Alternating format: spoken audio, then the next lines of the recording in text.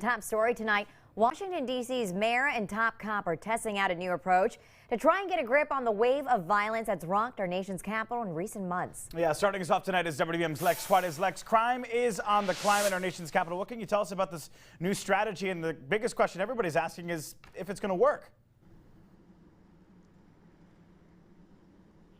Yeah, right, Joe and Tasmin. You see, this new initiative is going to be replacing other initiatives that the mayor and the chief of police have launched and typically relaunch every season, such as the summer and fall crime initiatives. And there's a new partnership with this one with the U.S. Attorney's Office.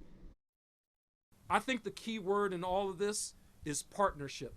Partnership on a level that we have not experienced in the District of Columbia before. It's being called the Homicides Reduction Partnership, and it brings together resources from 8 departments and agencies, all to tackle gun violence. And by committing resources, an entire year in this case, we hope to establish an environment that will sustain the successes that will result in less murders in our community. And I can tell you that we've had a number of conversations, and all of us are focused on doing whatever we can to make sure that 2022 does not look like 2021.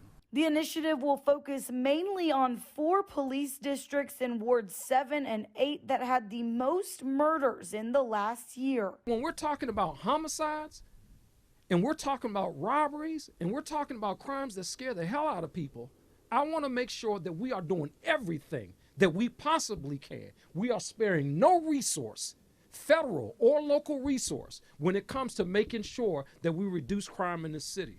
But the partnership goes beyond the officials. We cannot do it alone. We need the help of our fellow community members. Must recognize this with this gun violence as a city and a nation, that this is a gun culture that is feeding cycles of violence and destroying families. Now, looking at that last part of this initiative, what the community can do to help, the mayor and the chief of police and all of the officials who were there today, they're urging community members who know who these violent criminals are in the community to speak up and turn them in, let them know. Now, for some of these violent crimes, there are rewards offered for specific crimes, but of course, you can call that into the police department or you can text them anonymously at 50411. And at the end of the day, all of this with the initiative with wanting the community to help, that is all part of making the streets safer here in Washington, D.C. For now, live in Washington, Lex Juarez, WDVM 25. Lex, thank you for that information. So there was a notable official not at that press conference today, and that was Attorney General Karl Racine.